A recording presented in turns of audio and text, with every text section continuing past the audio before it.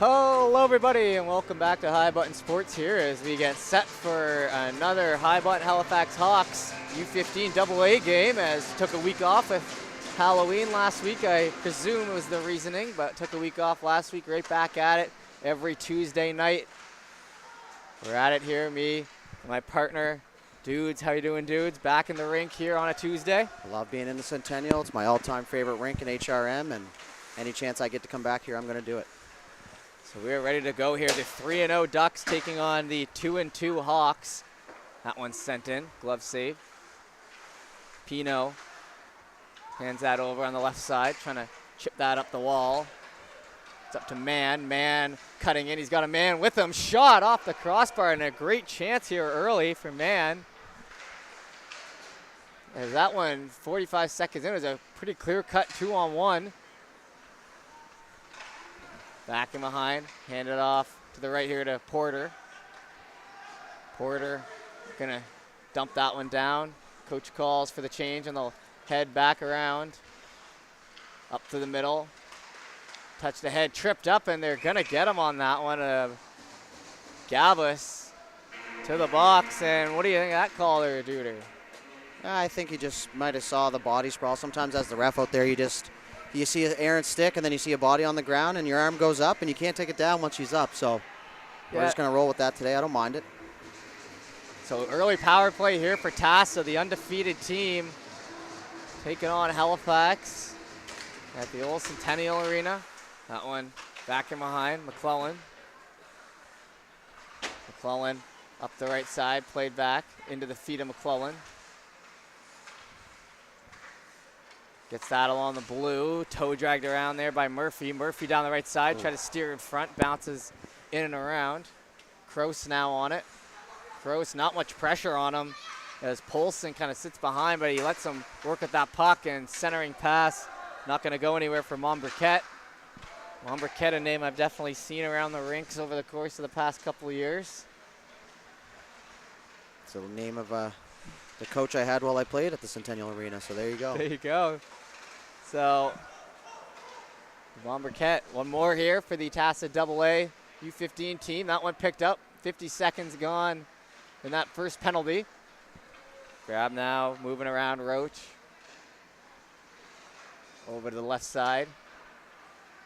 Picked up in near the red, kicked up ahead, McKenzie. McKenzie's gonna just scoop that out.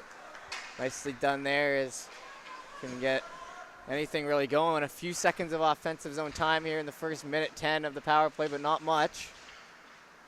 Down along the wing, going for the hit there, but then pulling back. His man. Touch back over to the middle, and it'll be hustled after by Curtin. Carter Curtin has had many streams on the High Button airwaves over the years, including this summer at the High Performance Camp in Antigonish, which me, Dudes, and our fearless leader, Justin Belanger, all got to experience for the first time. That one, or at least not first time for me, first time as a media member for you guys. Correct. Actually, it might have been the first time for Belly as well, not to throw him under the bus like that, but I think I might have been the only one fortunate enough, we'll say. Maybe my dad sent the coach an email or something, got me in there. Well, me and Belly definitely got our money's worth at the X cafeteria, so it's a different look at the camps for sure. Absolutely, and a great experience. And like I said, Carter Curtin was there, and also at the U13 AAA in Antigonish, which we also broadcasted. So Curtin's been around, and his brother, I believe, was on our stream, or another Curtin at least, was on our stream with the Mustangs this past weekend on High Button Cape Breton West Islanders. So we're just going into all the HRM surrounding areas families, as they do get extent, and when you cover as much as we do, you're going to see a couple players. And Halifax now doing a pretty good job. They killed off that penalty. Over to Porter. Porter in along the boards here next to us. Into the feet there, Harlow grabbed. Now Porter. Porter's had a couple touches here early. Down the left side. Number 9 gets pushed into the boards, but he's going to be able to hold on to it. Centering pass, grabbed now by TASA. Up the left side here. He's kind of losing control of that one. Down to McClellan. He'll cut back around. McClellan kind of head down here in the corner, trying to find a stick. Eventually one touched and pass back to McClellan. He'll let a shot go. Save there by our goaltender Matheson, who will be having his high button debut here, as Pickram, I believe, started the last game and our first game of the season. So Matheson in net here tonight. Yeah, Pickram was nothing short of outstanding in the last game that we saw. Obviously, they've played a few games on the road since then, so just lines up game number 5, back and forth. Math adds up to me, Mr. Jeff. And happy to have him here on high button. A 0-0 game, just under 5 minutes in. Played back in behind, swept on up the side. Gavis chases after it near the blue line. He'll get to it first, centering pass. That one just by the stick there of Brady. Brady's gonna have that go by to Murphy. Down low, centering pass on the stick, shot on, and good chance there, but eaten up by the goaltender there for TASA. Looks like it's Callum Kelly down there in the net, 29. So he's getting the start here for the Ducks, and Matheson the counterpart, and both of them equally busy here so far. So, yeah, absolutely here early, and that one played over to the right-hand corner. Chased after and spun around, cut off in front. Played up ahead, centering pass. Scooped up and now moving the other way. Down the left side, shot on and a save there. That'll be by the player Pouliot, the AP. So the AP getting a shot on there. Pouliot getting the call up from the U15AA and making a play here early. I don't care what league you're playing, getting the call-up's an exciting thing. No matter what, I remember once I got called up to the Pee Wee AAA team when I was younger, and at that moment you feel like you made it, you know? Life could cease to exist after that, but at least you played for the Pee Wee AAA. Yep. I remember that was always the mentality back in the day for sure. These days we're kind of on the other side of it. Got kids growing up with it in the schools or whatever, but I'm assuming it's quite similar. And something that probably doesn't change over time, and, you know. And that's not to say that some players just choose not to play AAA, you know. So. Yeah, that one's sent in as it's picked up and worked around. Touched back, down low by Pouliot. Pouliot grabbed on the right side. Pino gonna take his time with it, circle back in behind his net, head up pass to the right side, pedal with a push. It'll come back to the middle. Grab now by Montbriquet. That one's knocked off the stick, back in behind for Curtin. Curtin played off into the wall. Tough angle down there, and that's a tough blind spot for us, but do our best up here for you. A little bit of a blind spot there in the corner, but like you said, doing our best. Thompson in behind, and I'll try to bring you as much info to that corner as we can. That one pulled off to the right side. Scoop back in behind. That one's just kept in by keeping. Back down low. Grabbed by Redwood. Redwood gets pressured, so Thompson has to come in and help. Thompson in the corner. Comes back over to Montbriquet. Montbriquet with the outside edge. Spring hockey stickers on the helmet. I know me and you recognize that, dudes. Absolutely. Pretty much any logo that has anything to do with hockey around here I could probably pick up for you. The outside edge. One of the camps that runs the Spring Leagues teams, which High Button streams quite frequently. At least last year we were doing quite a few games. Back in behind against those end boards. Fought for in the corner, and it's a hard push here to keep it in by Halifax. It's grabbed back down in. Pretty much everyone down in there. Only 3 players, 2 TASA, 1 Halifax staying out of the scrum there in that corner. Eventually coming back in behind. Grabbed by TASA now. He'll get spun out. No arm up on the referee as tried to play that towards the middle. Grabbed up the left side. And now hustled after with speed. Theo Haropoulos up the left side. Oh, and a big hit there. Along the left side, we haven't seen too much hitting in this game just yet. That one's cut off by Gavas.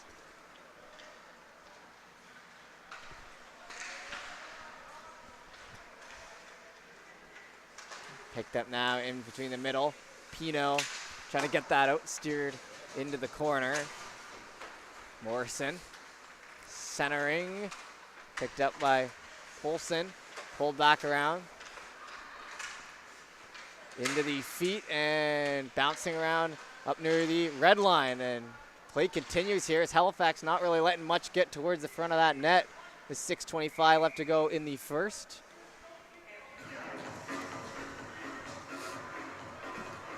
Yeah, I remember the Dartmouth game, the last one we did. There was probably 15 hits within the first 15 seconds. I think I remember chuckling, thinking, well, how come they're not calling body contact out there? But yes, body contact in this league for sure.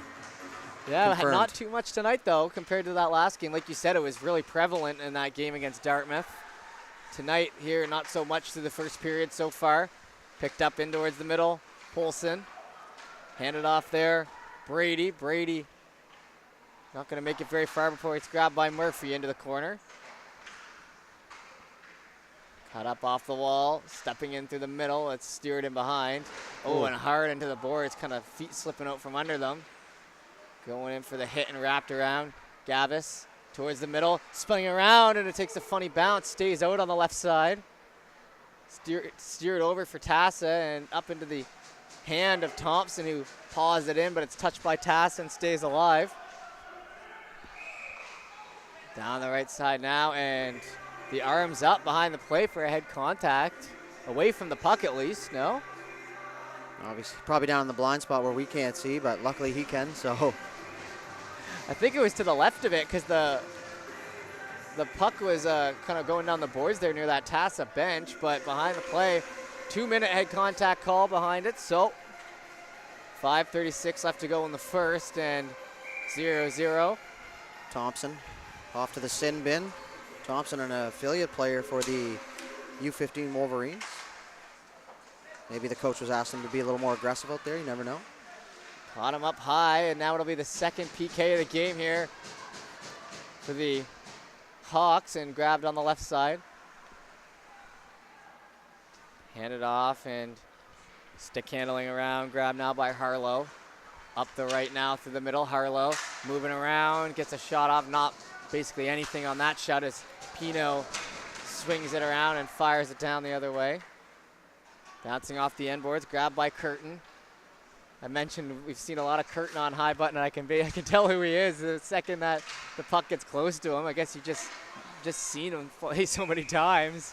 You're commentated his games so many times. It just, you know, some of those players where you kind of pick, especially the home teams, you know, here at high button, we kind of split up the games into home. You do the Rage, the Junior B teams, that sort of deal. I do the Bedford teams. The teams that you have the home games for, you definitely learn to know just based on their skating style, their stature, all those Stick, things. tape color, all those those are the things I look for as well. Yeah, it's just things that help you remember them, you know. Absolutely, and like I said, you play enough games and you're gonna get remembered. Or at least that's the hope, anyways. Yeah, takes me back to the old Antigonish Arena last March break, doing that U13 AAA. Picked up now on the left side. McClellan centering around and over to Mann. Spun down into the right-hand corner, centering. Theo Haropoulos shoots that one down. 3-on-1, didn't get a shot on net. That's tough. Tough break for the Ducks there. I know you don't feel great about it when it happens, but you know, hockey, it does happen sometimes, and that's the way she goes. You got to move on. How often did you shot on there? That's covered up. Ooh, an extra push. How often would you, go back to the bench and, make a point about the fact you got to get the shots off? Because I know when I'm playing and there's a 2-on-1 or a 3-on-1, that's the work. You need to get at least a shot. I don't care if it goes in, but you need to get pucks on net. And, I was actually playing here last Sunday for my beer league, and right on that net we were looking at right there, our goalie let in a goal, and he yelled up at us forwards, and he said 3-on-1, we can't even get a shot. Let's put one in the net here, boys. A little frustration. And I just knew he was right immediately. Yeah, at least if you're not going to get on shot on net, you don't want to miss the net and send it around for an odd man rush the other way, right? That's the biggest thing. Exactly. I guess there is levels to it, getting your chances. like a game like this, there hasn't really been too many chances you hear yet. So Not point blank anyways Not in point the scoring blank. zones, right? yeah, Get those hot zones that you're trying to get them from, and oh, that one. as I say it. Yeah, bounces off a stick and just behind the left. 3:28 left to go here in the first. Skated after and picked up by Keeping. He fires it around the left side, then back in behind. Theoharopoulos gets that up to Gavis. Gavis centering. Spun around, touch to the stick there of TASA. Down the right-hand corner, Gavis into the boards there a little bit. He'll jump right back up. Picked up along the half wall. That one's going to be brought out by TASA. Back in behind here to Redwood. Redwood knocks that one over, and a hard hit there, and a good job by Porter, who I believe, in my opinion, is making a bit of a statement this first period, or at least all over the puck. That's Gavis down. Oh. Good cut to the middle, and he'll get knocked off of it. Made it pretty much 95% of the way there. Picked up now, handed off to TASA. On the right side, coming in with speed, shot on, and a good shot. It's bouncing in behind, loose for a moment, but Matheson keeps it in front of himself. Right in the collarbone area. Probably felt that one for a sec. Yeah, you could tell that he kind of jumped up, not knowing exactly where the puck was, but he got enough of it to keep it in front of him. It's the name of the game in the crease down there for sure. Absolutely, and good showing here by the young man for his first period here on High Button. Like we said, not too many point-blank chances, but he's stood up to all the tasks here so far. Under 2 minutes to go. Down the left side, that one's steered on. It's going to just be touched off into the corner. Grabbed in behind by Thompson. Thompson over to Pino. Off the end of the stick, shot on. Blocker saved there by Matheson. Comes back in on the rebound by Kroos and covered up. Waffle boarded, as they say. Waffle boarded. This is a guy who's played some NHL in his day. Called out. Anyone who's played NHL knows the waffle boarding. It's a great term, and always try and learn from everything I do, you know? Absolutely. When it comes to hockey, you just kind of pick it up and try to hammer it into your brain any way you can get it. That one's picked up. I guess that's like any sport, right? Just try to surround yourself with it. Naturally, you'll get better. Yeah, just depends how into it you are too, right? Like, you know, obviously you can teach your brain not to learn things, right? In one ear, out the other type scenario, but hockey's done a lot for me in my life, and I'll continue to support it. So that's pretty much why I'm here today. So that's what I've asked you this question many times before, dudes. When it comes to the AAA players, how much of it making that next step and, you know, having that natural talent where you're playing Pee Wee AAA and BAM AAA and, you know, you get it, how much of that is pure heart and soul and practice, and how much of that is natural talent? That's a discussion we've had many of times. It's a tough question to answer in a short version, especially for someone like me, but I think at that age you don't even really know. But if I was to look back, you start out with the natural ability, and then once you kind of feel that you have it, that's when you really start to want to work hard and start to get better, right? When you see a little bit of promise in yourself, or you're told, or something along those lines. But, you know, at the end of the day, for me personally, I played hockey because I loved it. Like, it's a cliche, but that's truly what I love doing. So it wasn't about making the next step. Gotcha, and that makes sense to me. It's always going to be a bit of a mixture between the two. That puck's picked up by Halifax at the back end, left side. Steered up behind for Redwood there. Redwood on the right, bounce pass. That one's steered into the TASA bench. We're sorry for a couple lag spikes here as we are working off the Centennial Internet, so kind of at the mercy of it. We'll try to address best we can.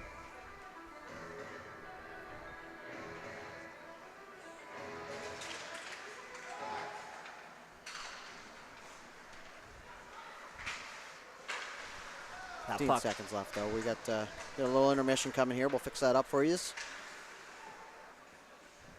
Picked up there by McKenzie. 5 seconds to go, and that'll take us to the end of the first period. So we'll be back in a moment with the second.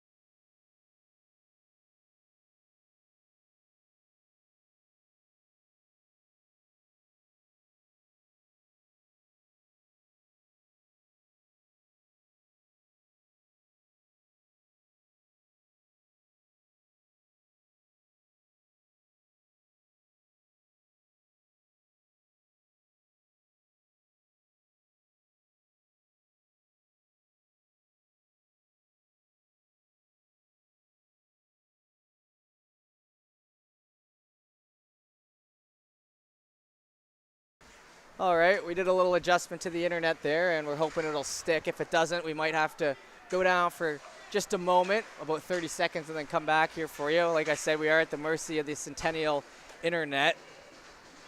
And I think that might be the move, stopping here for a second. So if you want to just give us a moment here, we're going